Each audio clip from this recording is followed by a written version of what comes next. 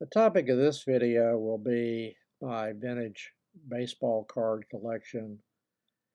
I mentioned in prior videos here and in my blog that I started to hoard gold when I was 13 years old. I made my first purchase of a U.S. vintage gold coin. I believe it was from the mint in the 1880s. It was a U.S. Liberty Head gold piece that was priced at a small premium to gold at that time. It was a common date. It was also circulated, so they had very little numismatic value, and that was the only legal way for U.S. Citizens to buy gold back when I first started to buy gold coins.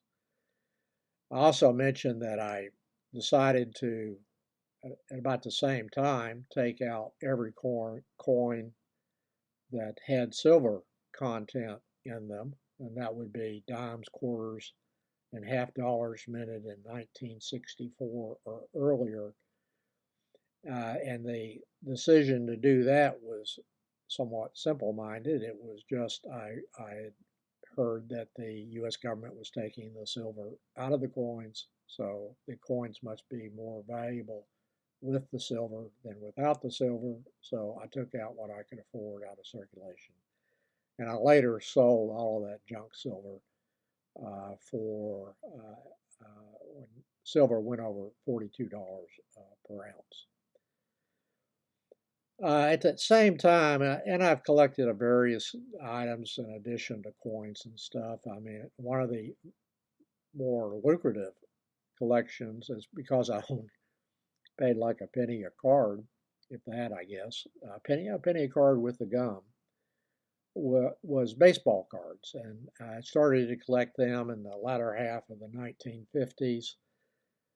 And whenever I check the eBay auction prices for these vintage cards, I'm always surprised by the auction prices. And when I looked at the prices about 10 years ago, I decided to send a few of the cards that I had to one of the grading services, actually two of the grading services at that time, Beckett and PSA, to be graded. Over the weekend, I decided to send a few ungraded cards to another grading service, SCG, after I looked at the recent values of auction prices that have gone up significantly since, as I recall, since I last looked many years ago.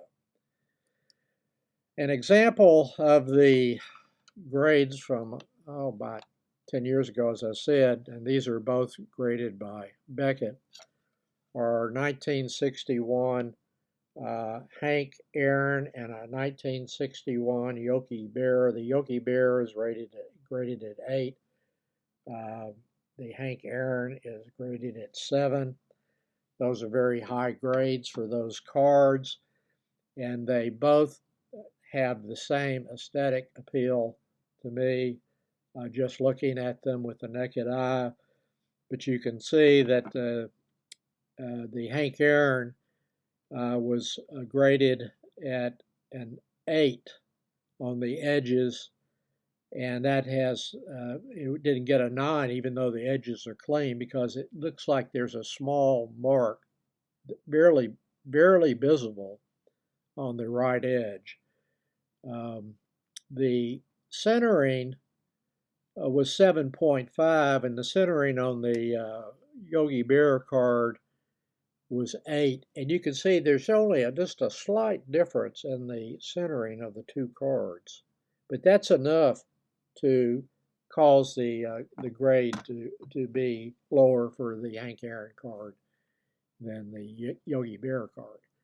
Now, one thing that I learned by this, and I don't spend hardly any time with it, researching it or anything, is that for these kind of popular cards from major players from the 60s and 50s, it makes a huge difference in the price whether the card is graded a 4, 5, 6, 7, or an 8. The Hank Aaron card uh, in the last 3 auctions of graded cards at 7, which is what the one I have is graded at, was at 660, 851, and 667. Now, if I went up one notch to an 8 grade, and I'm not disagreeing with the 7 grade, the last auction price was $1,625. So, I mean, it's more than twice, just that one increase in the grade. Another one that's graded lower that I sent off back 10 years or so ago was graded by PSA. It's a Sandy Koufax graded a 6. And I can see why that's graded a 6 just by looking at it. It's got some off coloring and some wear, just some minor wear on the card. So it wouldn't be graded at any higher than a 6, in my opinion. That's I mean, just looking at looking at it compared to the cards that I have that are graded 7 or 8.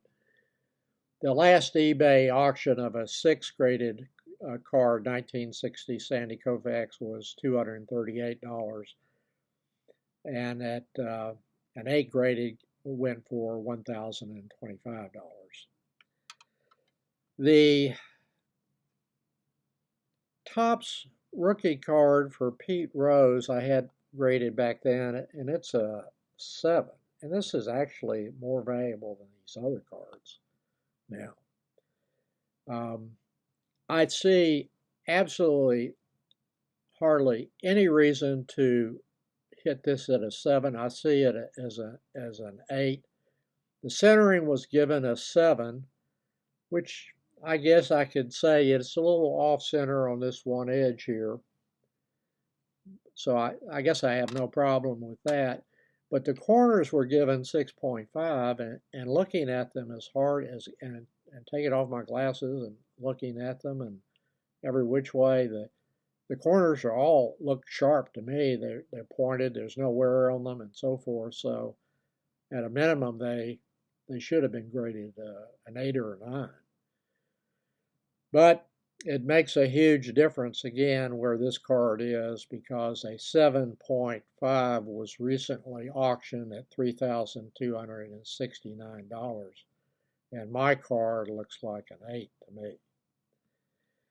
Among the ones that I'm sending to be graded tomorrow morning to SCG is this 1957 Willie Mays, which looks like a nice card to me. It may be slightly off center. My grade is around a 6. With the grading services as picky as they are, I doubt that I'll get that. The grade at 6 was last auction at $542, and a 7 went for $1,135. I'm also sending in this 1963 Mantle card, which unfortunately for some reason I did not take good care of. Maybe a 4 grade, which was last auctioned at $471. A 7 grade Mickey Mantle 1963 Topps went for $1,970, so that's a huge leap based on the grade. All the valuable cards and all my valuable collectibles will go back in the safety deposit box. I just have a few of the cards out to look at them. Then I'll put them back in there and probably won't take them out for another 10 years.